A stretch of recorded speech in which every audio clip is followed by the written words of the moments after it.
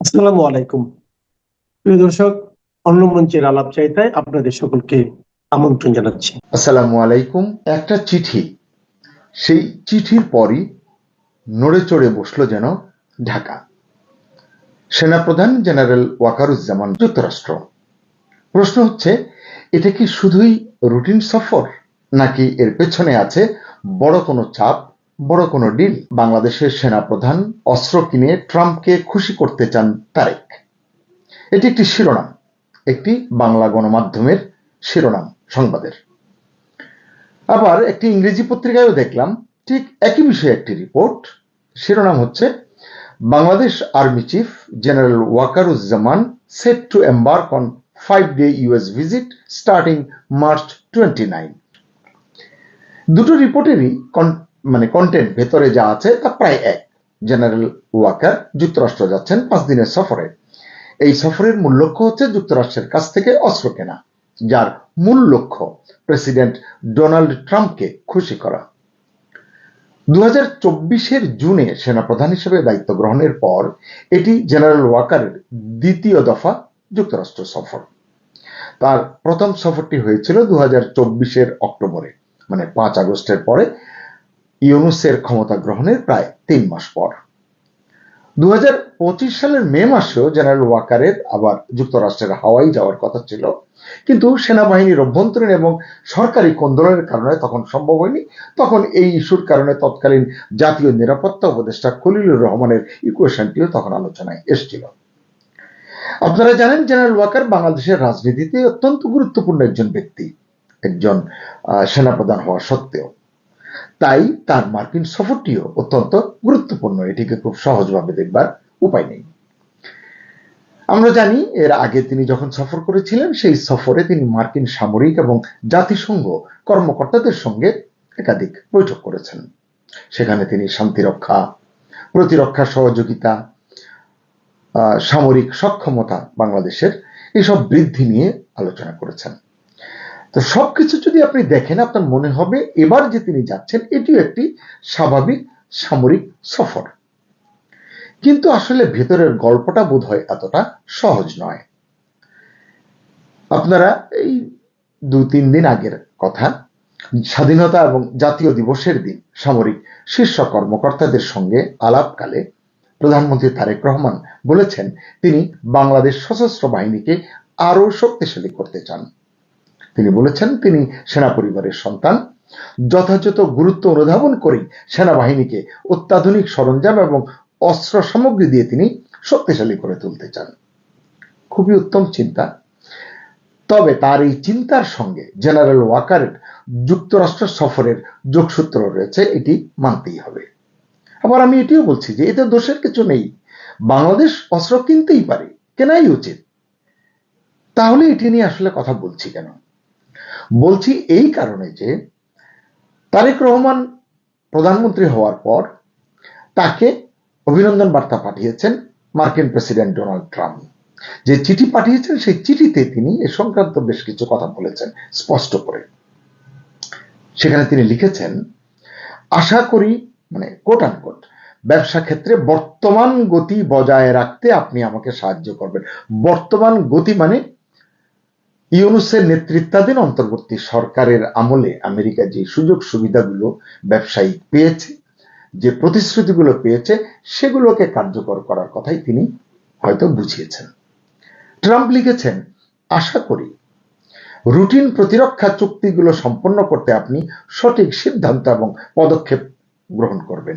এটি নিয়ে গতকালকে আমরা যে একটি কন্টেন্ট করেছি সেখানে বলেছি যে জিসোমিয়া এবং এসিএসএ এই প্রতিরক্ষা চুক্তিটি খুব প্রয়োজন, খুব চাপ দিচ্ছে মার্কিন যুক্তরাষ্ট্র, এটির কথা ডোনাল্ড ট্রাম্পও মনে করিয়ে দিলেন এবং বললেন এর ফলে, মানে এই চুক্তি দুটি করলে আপনার দেশের, মানে বাংলাদেশের, তিনি তারেক রহমানকে লিখছেন, সেনাবাহিনী, মানে বাংলাদেশের সেনাবাহিনী আমেরিকার তৈরি বিশ্বসেরা এবং উন্নত মানের সরঞ্জাম ব্যবহার করতে পারবে। আমাদের দেশের অস্ত্র কেনা, অস্ত্র ব্যবহার আমরা চীন থেকে কিনি, তুরস্ক থেকে কিনি, আরো কোথাও বিভিন্ন জায়গা থেকে কেনা হয়। এটি নিয়ে আসলে এক ধরনের অন্য রাজনীতি আছে, অন্য সমীকরণ আছে, সামরিক সক্ষমতার বিষয় আছে। সেই তাত্ত্বিক আলোচনায় বা সেই টেকনিক্যাল আলোচনায় গেলাম না। এখন তিনি বলছেন যুক্তরাষ্ট্রের এটি কিনলে, অস্ত্র কিনলে, সামরিক সরঞ্জাম কিনলে বাংলাদেশের এই লাভ হবে বাংলাদেশ সেনাবাহিনীর। মার্কিন প্রেসিডেন্ট ওই চিঠিতে স্পষ্ট করে বলেছেন তিনি খুশি হবেন বাংলাদেশের নতুন সরকার আমেরিকার অস্ত্র কিনলে। প্রশ্ন হলো, এই বার্তার পরে কি নড়েচড়ে বসলো ঢাকা, নাকি পূর্বের সমঝোতা অনুযায়ী চলছে সব? পূর্বের সমঝোতা মানে আমি বলবো 18 মাসের কথা, ইউনূসের নেতৃত্বাধীন অন্তর্বর্তী সরকারের আমলে যে পরিকল্পনা, যে ছক নিয়ে তারা গিয়েছিল সেই অনুযায়ী সবকিছু চলছে কিনা এটি আসলে ভেবে দেখা দরকার। অনেক বিশ্লেষক মনে করছেন বাংলাদেশ এখন এমন এক অবস্থানে যেখানে আঞ্চলিক এবং আঞ্চলিক ভূরাজনীতি এবং আন্তর্জাতিক প্ল্যাটফর্মে ভারসাম্য রক্ষা করাই আসলে বাংলাদেশের জন্য সবচেয়ে বড় চ্যালেঞ্জ। কেন? কারণ একদিকে যুক্তরাষ্ট্র, অন্যদিকে আঞ্চলিক শক্তিগুলো, চীন আছে, ভারত আছে, পাকিস্তান আছে, এমনকি তুরস্ক, রাশিয়া, এসব নামও বিবেচনায় আসতে পারে। এই অবস্থায় যখন নবীন সরকারটি মানে তারেক রহমানের সরকারটি খুব বেশি দিন তো হয়নি, এখনো তারা ঠিকমতো গুছিয়ে উঠতে পারেনি, এমনটি মনে করছেন বিশ্লেষকরা। এই সরকার এখনো অভ্যন্তরীণ এবং বৈশ্বিক নানান চ্যালেঞ্জের মুখে রয়েছে। মধ্যপ্রাচ্য পরিস্থিতি যেটাকে আরো ঘনীভূত করেছে। এমন সময় যুক্তরাষ্ট্রের চাওয়া অনুযায়ী অস্ত্র চুক্তি শুধু সামরিক সিদ্ধান্ত নয়, এটি হয়ে উঠতে পারে একটি গুরুত্বপূর্ণ এবং এটিকে বলা হয় সেন্সিটিভ রাজনৈতিক বার্তা, যার প্রভাব বাংলাদেশকে মোকাবিলা করেই সামনের দিনগুলোতে পথে এগোতে হবে। তাই প্রশ্নটা হচ্ছে এরকম যে কেন এই সময়ই জেনারেল ওয়াকারের যুক্তরাষ্ট্র সফর? ওই যে আগে বললাম, এই সফরের পেছনে অন্তর্বর্তী সরকারের ছক কাজ করছে কিনা, তাদের প্রতিশ্রুতি মেনে চলতে হচ্ছে কিনা, এবং সেই সরকারের, ইউনূস সরকারের প্রভাব এখনো সক্রিয় আছে কিনা, এই প্রশ্নগুলো কিন্তু আসছে। গত প্রায় 2 বছরে 18 মাসের কিছু বেশি সময় আমরা এমন কথা অনেকবার শুনেছি। মাইক্রো ক্রেডিট গাই ইউনূস গত 18 মাস ব্যাপী মার্কিন ডিপ স্টেটের নানান পরিকল্পনাই একের পর এক বাস্তবায়ন করেছেন। আমি বিস্তারিত গেলাম না, আপনারা জানেন সেন্ট মার্টিন নিয়ে আলোচনা, আপনারা জানেন চট্টগ্রাম বন্দরের কন্টেইনার টার্মিনাল নিয়ে যে আলোচনা, এবং মানবিক করিডোরের নামে যে করিডোর দেওয়ার কথা, এইসব সার্বিক বিষয় নিয়ে মার্কিন যুক্তরাষ্ট্রের সঙ্গে এক ধরনের সলা পরামর্শ এবং তাদের সুবিধা মতো বাংলাদেশ কাজ করছে। বাংলাদেশের স্টেক হোল্ডারদের সঙ্গে কোনো আলোচনা না করে অন্তর্বর্তী সরকার এই কাজগুলো করেছেন। এই কারণে আসলে কথাগুলো উঠছে, তারা এই পরিকল্পনাগুলো বাস্তবায়ন করেছেন। এবং অনেকেই বলছেন যে এখনো যার জের টানতে হচ্ছে বর্তমান সরকারকে, সেটা ইচ্ছায় হোক বা অনিচ্ছায় হোক। আবার এমন কথাও শোনা যাচ্ছে যে প্রধানমন্ত্রী তারেক রহমানের ক্ষমতায় আসীন হওয়া নিয়েও আসলে কথা আছে। কেউ বলছেন তারেক রহমানের ক্ষমতায় আসীন হওয়ার পেছনে আমেরিকার সক্রিয় ভূমিকা ছিল, আরো নানান দেশের কথা শোনা যায়, কিন্তু আমেরিকার কথাটি খুব জোরে সোরে উচ্চারিত হয়, এবং সেটা যে পুরোপুরি তাদের আমেরিকার স্বার্থের সঙ্গে জড়িত তা নিয়ে কোনো সন্দেহ নেই বা থাকবার অবকাশ নেই। অর্থাৎ যদি আপনারা একটু দেখেন যে শেখ হাসিনা সরকারের পতন 2024-এ, এরপর ইউনূসের উত্থান, এবং 2026-এ ইউনূসের বিদায়, তারেক রহমানের ক্ষমতাসীন হওয়া, সবকিছুই আসলে একটা সুনিপুণ মার্কিন চাল হিসেবেই মনে করছেন অনেকে। এখানে আবার অনেকে এমনটাও বলছেন যে ইউনূস আসলে আমেরিকাকে চিনতে ভুল করেছিলেন বা ভুল করেছেন। কেন করেছেন? কারণ আমেরিকা ততক্ষণ পর্যন্ত একটি দেশের মাথা বা মাথাদের সঙ্গে সম্পর্ক রাখে যতক্ষণ বা যতদিন না তাদের স্বার্থ পূরণ হচ্ছে। যখনই স্বার্থ শেষ, আমেরিকা তাদের বা তাকে ছুড়ে ফেলতেও দেরি করে না। ইউনূসের অন্তর্বর্তী সরকারের ক্ষেত্রেও নাকি এমনটাই হয়েছে। নানান সমীকরণ এখানে কাজ করেছে। এই আলোচনায় গিয়ে আমি ভিডিওর কলেবর বাড়াতে চাই না। ইউনূসের সরকারের সঙ্গে মার্কিন ডিপ স্টেটের বোঝাপড়ার যে একটা বিষয়টি নিয়ে অনেক কথা হয়েছে, কেউ স্বীকার করেনি, কিন্তু হাটে হাড়ি ভেঙে দিলেন সম্প্রতি সাবেক উপদেষ্টা আসিফ মাহমুদ সজীব ভুঁইয়া। অনেক কথা তিনি বলেছেন। আসিফ বলেছেন যে অন্তর্বর্তী সরকারের গুরুত্বপূর্ণ দায়িত্বে থাকা এক ব্যক্তি, আপনারা বুঝতে পারছেন, জাতীয় নিরাপত্তা উপদেষ্টা খলিলুর রহমান, যিনি পরে বিএনপি সরকারের মন্ত্রী হয়েছেন, পররাষ্ট্রমন্ত্রী। আসিফের অভিযোগ, রাজনৈতিক সুবিধা অর্জনের বিনিময়ে ওই ব্যক্তিকে পুরস্কৃত করা হয়েছে। মানে অন্তর্বর্তী সরকারের জাতীয় নিরাপত্তা উপদেষ্টাকে এই সরকারের গণতান্ত্রিকভাবে নির্বাচিত একটি সরকারের পররাষ্ট্রমন্ত্রী করা হয়েছে। মানে তিনি বলছেন যে এখানেও হয়তো আছে ডিপ স্টেটের খেলা, হয়তো কি আছে এটি ধারণা করা হয়। আমেরিকার সঙ্গে ইউনূস সরকারের বাণিজ্য চুক্তির কথা নিশ্চয়ই আপনাদের মনে আছে, নিশ্চয়ই ভুলে যাননি। ইউনূস সরকার বলেছিল চুক্তির শর্ত প্রকাশ করা যাবে না, এনডিএ, নন ডিসক্লোজার এগ্রিমেন্ট। অথচ দেখা গেল কিছুদিন আগে আমেরিকাই সব শর্ত ফাঁস করে দিয়েছে। এক্ষেত্রে দেখা যাচ্ছে খলিলুর রহমান আরো এক কাঠি সরস। তিনি তো বিএনপি এবং জামাতও যে এই খেলায় বা এই চুক্তিতে বা ষড়যন্ত্রে সামিল সেটা জনগণের সামনে খোলাসা করে দিয়েছেন। আপনাদের নিশ্চয়ই এটাও মনে আছে যে ইউনূস প্রধান উপদেষ্টা হিসেবে দায়িত্ব পালনকালে বিভিন্ন সময়ে যুদ্ধাবস্থার ভয় দেখিয়েছেন, প্রস্তুতি নিতে বলেছেন, এই জন্য অস্ত্র এবং সামরিক সরঞ্জাম ক্রয়ের গুরুত্ব দিয়েছেন, প্রেক্ষাপট তৈরি করেছেন। বাংলাদেশে তুরস্কের সহায়তায় একাধিক অস্ত্র তৈরির কারখানা তৈরির উদ্যোগ নিয়েছিলেন।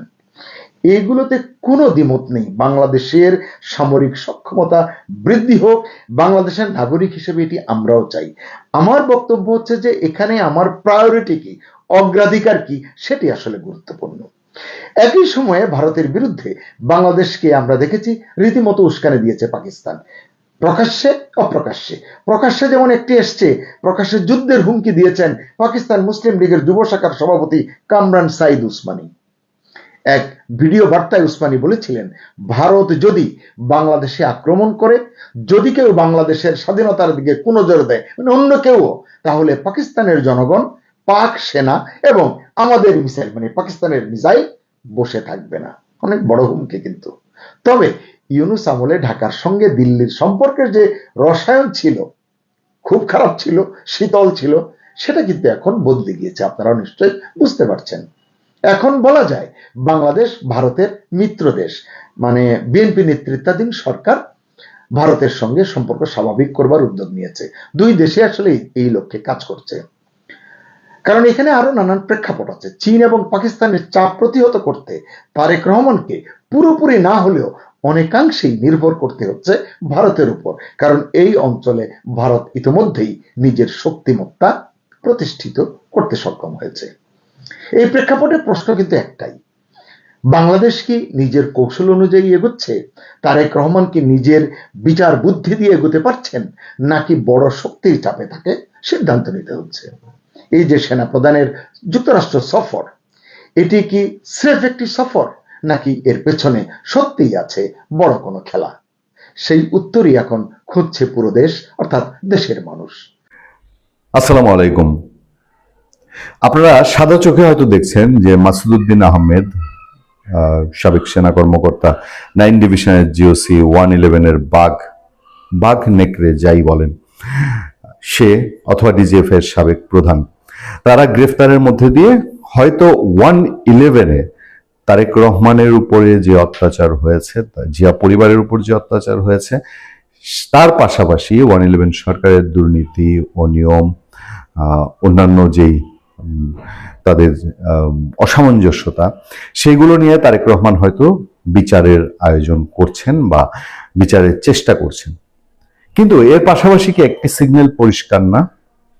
সেটা হচ্ছে যে ডক্টর ইউনূস সরকার, এই ইউনূস সরকারের যারা অপরাধী, তারা ভবিষ্যতে না, শুধু এখনই কি বিএনপি সরকারের কোন একটা পদক্ষেপের মুখোমুখি পড়তে পারে? এই আলাপ কিন্তু খুব আছে। শুরু হয়েছে 111-এর কুশীলবদের ধরার মাধ্যমে। 111 কুশীলবদের কাছ থেকে আরো তথ্য বের করার চেষ্টা করা হচ্ছে, তাদের দুর্নীতি, তাদের লুটপাট, সেগুলো বের করার চেষ্টা করেছে। মাঝে খবর ছড়িয়েছিল, কালবেলা নিউজও করেছিল, যে সেই মোস্তফা সরোয়ার ফারুকী, সিনেমার লোক, তার স্ত্রীও সিনেমার জনপ্রিয় নায়িকা, তার বিদেশ যাত্রায় নিষেধাজ্ঞা ঘটেছে। যা রটে তার কিছু না কিছু ঘটে। বাংলাদেশে এই মোস্তফা সরোয়ার ফারুকীর হাত দিয়ে অখ্যাত, অজানা, অচেনা বহু সাংস্কৃতিক গোষ্ঠীকে, সাংস্কৃতিক সংগঠনকে লাখ লাখ কোটি কোটি টাকা অনুদান দেওয়া হয়েছে বলে অভিযোগ উঠেছে। এই যে এক জুলাই জাদুঘর হচ্ছে, এই জাদুঘর নিয়ে ব্যাপক লুটপাট, বহু কিছু, এরকম অভিযোগ অন্তর্বর্তীকালীন সরকারের উপদেষ্টা এবং সেই সরকারের কিংস পার্টি এনসিপির নেতা এবং সারা দেশে ছড়িয়ে ছিটিয়ে থাকা একটা জাল, সমন্বয়ক জাল এদের উপরে আছে। যারা ভেগেছে তো ভেগেছে। ইউনূস সরকারের 2-4 জন পালিয়ে গেছে, তার মধ্যে আলোচনায় খুব কম নাম এসছে, কিন্তু বাকিরা যারা মনে করেছে যে তারেক রহমান সরকার এসছে, তারেক রহমান সরকারের সাথে একটা লিয়াজু হয়েছে ইউনূস সরকারের, তারেক রহমান সরকার ইউনূস সরকারকে এক্সিট দিয়েছে, আসলেই কি তাই? যেই পরিমাণ অপরাধের বোঝা ডক্টর ইউনূস সরকারের উপরে আছে, অন্যায়ের অভিযোগ আছে, সেগুলোকে বিএনপি চাইলেই টোটালি ওভারলুক করতে পারবে, নাকি বিএনপি ভেতরে ভেতরে জানে যে এই যারা এখন পর্যন্ত এক্সিট নেয়নি তাদেরকে আর এক্সিট দেওয়া যাবে না? আমরা হয়তো খুব অতি সত্বরই দেখতে পাবো যে লোকগুলো ইউনূস সরকারের সময় সারা দেশ দাপিয়ে বেড়াচ্ছে, কারণ এই সরকারের মাত্র 1 মাস কয়েকদিন গেল। তারা যদি কোনো স্টেপ নেয়, তারা যথেষ্ট বুঝে শুনে স্টেপ নেবে, এবং এই স্টেপটা নিতে গেলেই তারা এখন ইউনূস সরকারের আর কাউকে খুব সহজে বাইরে যেতে দিবে বলে আমার মনে হয় না। আমি আপনাদেরকে একটা ছোট্ট উদাহরণ দিই। ইউনূস সরকারের সবচেয়ে প্রভাবশালী উপদেষ্টাদের মধ্যে যেই 1-2 জন, তাদের মধ্যে আদিলুর রহমান শুভ্র, অধিকারের যে প্রধান, সে ছিল সবচেয়ে একেবারেই প্রভাবশালী একজন উপদেষ্টা। সে যখন নেপাল যাচ্ছিল তখন তাকে এয়ারপোর্টে ঠেকানো হয়েছে, ঠেকানো তো চেষ্টা করা হয়েছে, তারপরে যে কোনো হোক মেকানিজমে গেছে, কিন্তু ওই যে ঠেকানোটা, এটি তো কল্পনার বাইরে ছিল। ফলে এই কথা কি নির্দ্বিধায় বলা যায় যে ইউনূস সরকারের চূড়ান্ত অপরাধী যারা, তারেক রহমান সরকার একটা স্বচ্ছতা দেখানোর জন্য হলেও এদের আর নতুন করে কোনো এক্সিট দেওয়া হবে না। বাংলাদেশে অতি সংক্রামক হাম বা মিজলসের প্রকোপ দেখা দিয়েছে। শুধু চলতি মাসে হামে 21 জন শিশুর মৃত্যুর খবর পাওয়া গেছে। রাজশাহী মেডিকেল কলেজ হাসপাতালের করিডোর থেকে শুরু করে ঢাকার সংক্রামক ব্যাধি হাসপাতালের মেঝেতে শিশুদের কান্নার শব্দ বাড়ছে। নতুন সরকারের নতুন স্বাস্থ্য ও পরিবার কল্যাণ মন্ত্রী সর্দার সাখাওয়াত হোসেন দাবি করেছেন, গত 8 বছর দেশে অতি সংক্রামক হাম রোগের কোনো টিকাই দেওয়া হয়নি, এই কারণে এমনটা বিস্তার ঘটেছে, এত বেশি শিশু মারা যাচ্ছে। আমাদের অনুসন্ধান বলছে স্বাস্থ্যমন্ত্রীর এই তথ্য ভুল বা মিথ্যা।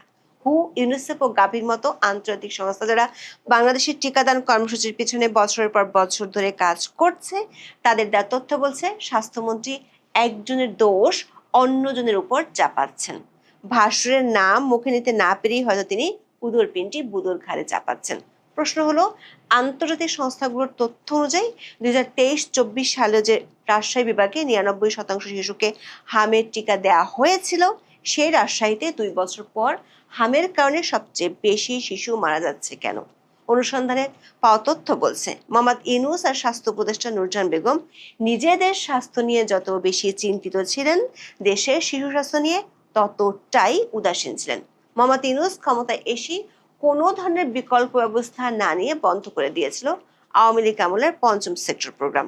হঠাৎ করে সকল একটি কর্মসূচি বন্ধ হয়। 2025 সাল জুড়ে ইমিউনাইজেশন প্রোগ্রামের জন্য নিয়মিত ভ্যাকসিন ক্রয় প্রক্রিয়া বা প্রক্রিয়ামেন্ট পুরোপুরি বন্ধ হয়ে যায়। আর তাই 2025 সালেই সারা বছর ধরে দেশে ছিল টিকার হাহাকার। কি ভয়ঙ্কর পরিস্থিতি হতে পারে সে আশঙ্কার কথা আন্তর্জাতিক সংস্থাগুলো আর বিশেষজ্ঞরা চিঠি দিয়ে জানিয়েছিল। কিন্তু ইউনূস সরকার হামের টিকা কেনার চেয়ে রোড শো আর ড্রোন শোর জন্য খরচে বেশি মগ্ন ছিল। প্রতিদিন শত শত শিশু এখন হাম নিয়ে দেশের অনেক হাসপাতালে ভর্তি হচ্ছে। এসব হাসপাতালের অনেকগুলোতে আবার আইসিইউতে বেড নেই, ভেন্টিলেটরের জন্য চলছে হাহাকার। মহাখালী সংক্রামক ব্যাধি হাসপাতালে 107 শয্যার বিপরীতে 117 জন রোগী ভর্তি ছিল এক শনিবারই। সারা দেশে হামের প্রকোপ যখন এতটা বাড়ছে, তখন স্বাস্থ্য পরিবার কল্যাণ মন্ত্রী সর্দার সাখাওয়াত হোসেন অভিযোগ করেছেন, গত 8 বছর বাংলাদেশে অতি সংক্রামক রোগ হামের কোনো টিকাই দেওয়া হয়নি। 29শে মার্চ ঢাকার পূর্বাচলে বাংলাদেশ চায়না ফ্রেন্ডশিপ এক্সিবিশন সেন্টারে আন্তর্জাতিক ওষুধ শিল্প মেলার উদ্বোধন অনুষ্ঠানে সাংবাদিকদের প্রশ্নের উত্তরে তিনি এই অভিযোগ করেন। সাংবাদিকদের প্রশ্নের উত্তরে স্বাস্থ্যমন্ত্রী বলেন, মিজলস বা হামের রোগী অনেক বেড়েছে। 8 বছর আগে মিজলসের ভ্যাকসিন দেওয়া হয়েছে, এরপর গভর্নমেন্ট কোনো ভ্যাকসিন দেয় নাই, এ কারণে সম্প্রতি হামের প্রাদুর্ভাব বাড়ছে।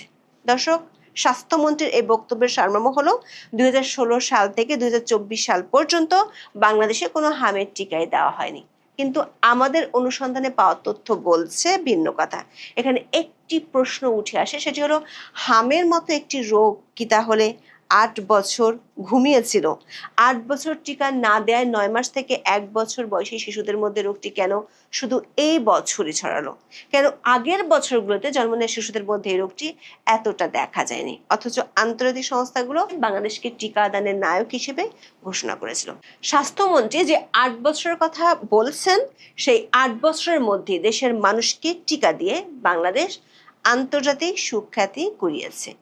এই সাফল্যের স্বীকৃতি হিসেবে 2019 সালে Global Alliance for Vaccine and Immunisation বাংলাদেশের সাবেক প্রধানমন্ত্রী শেখ হাসিনাকে ভ্যাকসিন হিরো হিসেবে পুরস্কৃত করেছিল।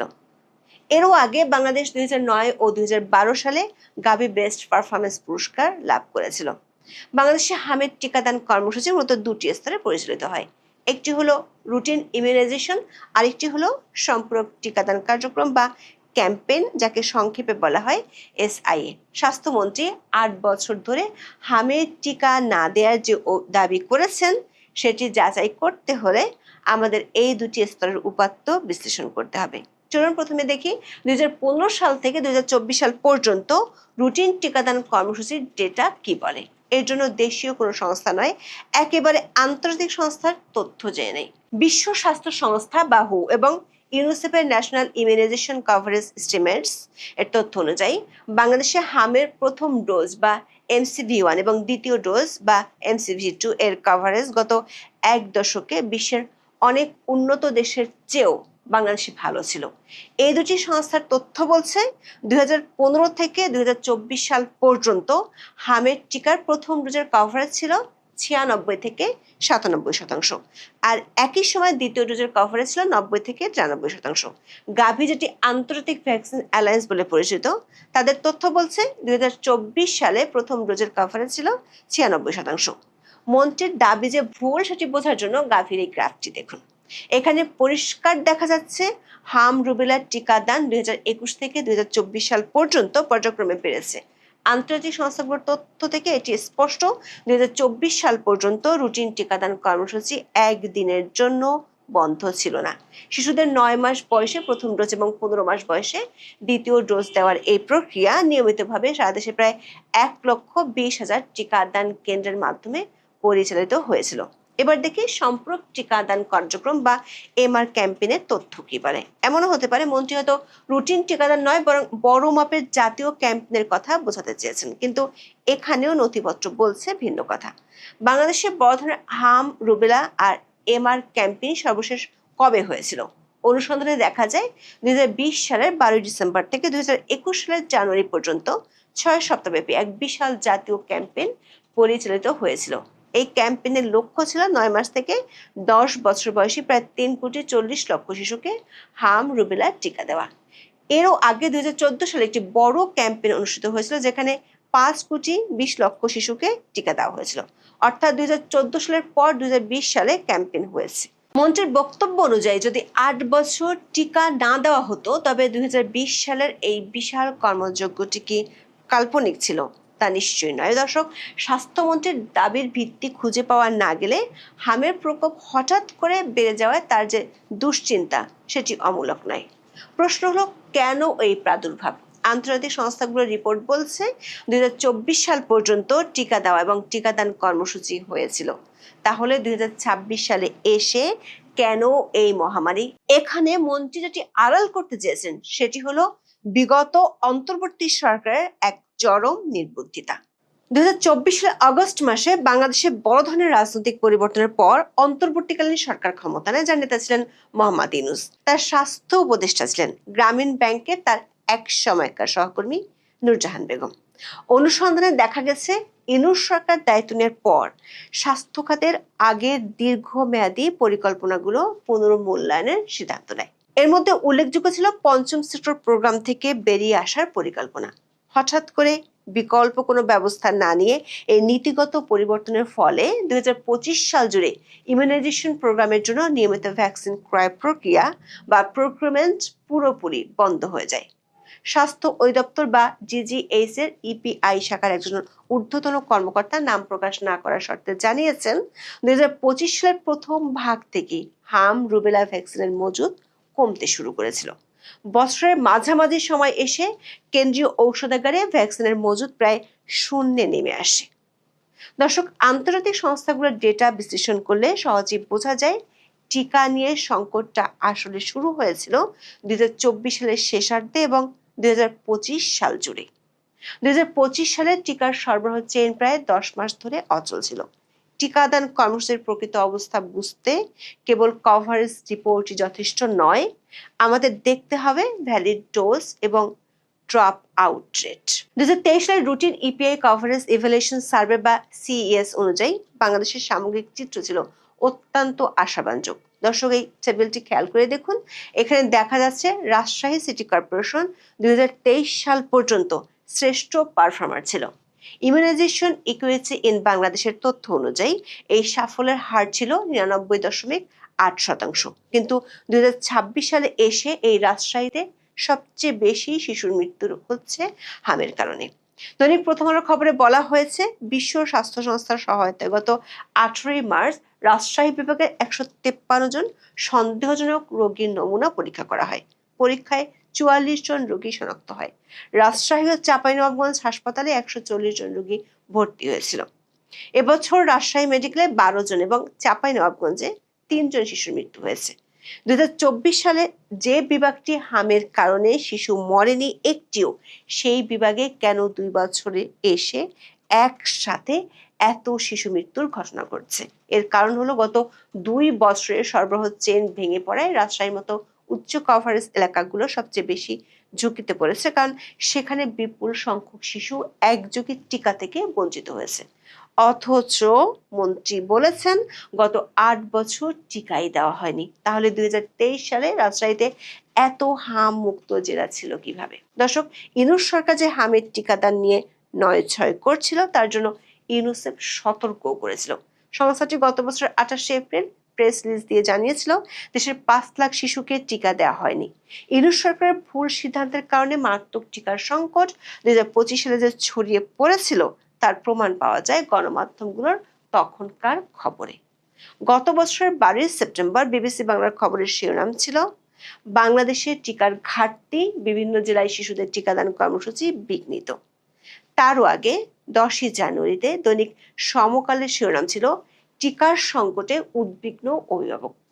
একই বছরের 9 মার্চ গণমাধ্যমের হেডলাইন হয়, 30 জেলায় শিশুর টিকা সংকট।